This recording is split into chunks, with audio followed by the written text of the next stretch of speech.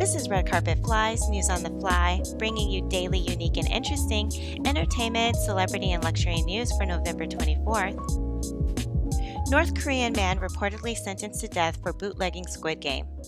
North Korean authorities have reportedly been eager to block distribution of the South Korean Netflix series within the country because North Korea wasn't depicted very positively in the film, and today a North Korean man has reportedly been sentenced to death by firing squad after being accused of selling bootleg copies of Netflix's Squid Game to a handful of the country's teenagers, reports the AV Club. As reported by Radio Free Asia, the man was caught after some students were discovered watching the massively successful South Korean export. North Korea has been known to try to control the distribution of media from outside the country within its borders.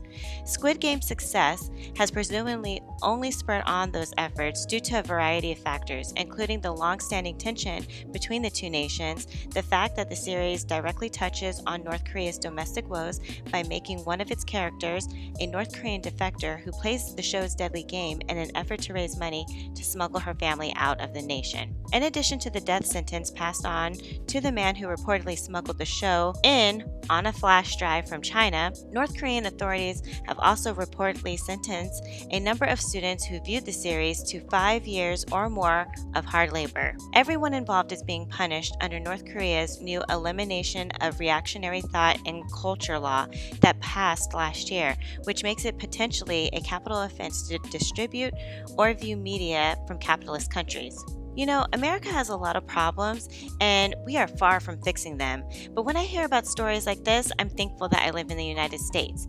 If there's one thing Americans can agree on, whether you're on the left or the right, is freedom of speech. And while that right can get a little complicated at sometimes, I think everyone agrees that no one should die over watching or distributing a movie. I wonder if everyone involved thought watching Squid Game was worth it.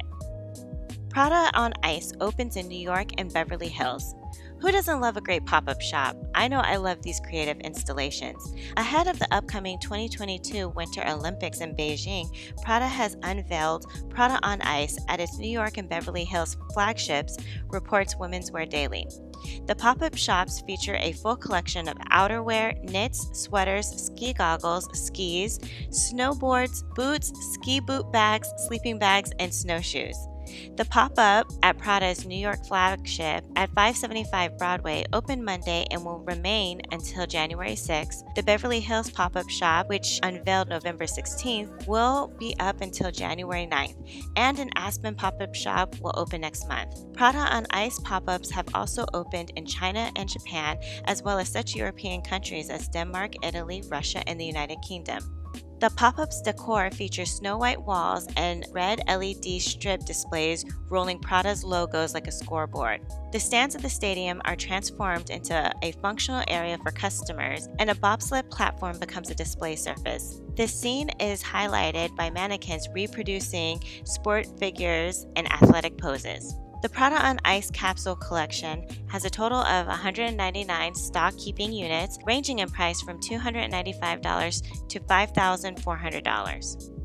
Kanye West and Taylor Swift added to Grammy nominees list after last-minute category expansion. Grammy nominations were announced yesterday on November 23rd, and Doja Cat, Jean-Baptiste, ABBA, Billie Eilish, Silk Sonic, and Drake were among the nominees. However, the most interesting thing about this year's nominees is the decision to expand the number of nominees in the 4 major Grammy categories, which are Album, Record, and Song of the Year, plus Best New Artist. According to Billboard, Harvey Mason, the Academy CEO, and Tammy Hurt, chair of the Board of Trustees, explained the decision in a letter to the Academy's approximately 11,000 voting members. Adding new nominees to these categories is a way to cast a wider net and to make room for more artists and genres from music's expansive and diverse landscape, and to embrace the spirit of inclusion. There were just 5 nominees in each of these categories, with the rare exception in the case of ties for the Grammys from 1958 through 2017. The Grammys boosted the number of nominees in these categories to 8 in 2018. Even jumping from 8 to 10 nominees in each of the big 4 categories, the odds against an artist being nominated in these categories are extremely long. This year, there were 1,172 entries for Record of the Year, 1,163 for Song of the Year, 837 for Album of the Year, and 463 for Best New Artist. When I first saw this headline, I thought the number of nominees in these categories were increased due to later album releases, since Drake, Kanye, or Ye, and Taylor Swift released their albums later this year. Usually, and this is just my observation, it seems like records that release later in the year seem to miss the cutoff period for being considered for a Grammy. However, I'm not in the music industry, so I can't really confirm that. But which artist do you think deserves a Grammy, or what Grammy performance are you excited or want to see? Let me know in the comments. The Grammys will take place in Los Angeles on January 31st. Got turkey troubles? There's a hotline for that. Do you have the task of cooking Thanksgiving dinner, but not the best cook and can't even boil water? No worries, Butterball Turkey Talk Line is here for you.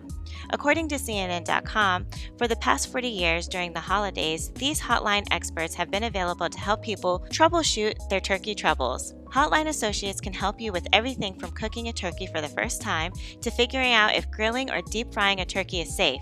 And for the record, deep frying a turkey is totally safe. Just make sure without a shadow of a doubt that the turkey is totally thawed out before plunging it into boiling hot oil. This is a great Thanksgiving resource for the novice and seasoned Thanksgiving chefs alike. If you have a specific cooking question or need more information, check out the Butterball website or call the hotline at 1-800-BUTTERBALL. That's 1-800-288-8372. Well, that's it for Red Carpet Fly's News on the Fly for November 24th. Please have a happy and safe Thanksgiving. We will be taking a holiday hiatus and will return Monday with more great entertainment headlines. Please make sure to like, follow, and subscribe our YouTube channel, Red Carpet Fly, and also follow us on Instagram at Red Carpet Fly. And until Monday, always stay fly.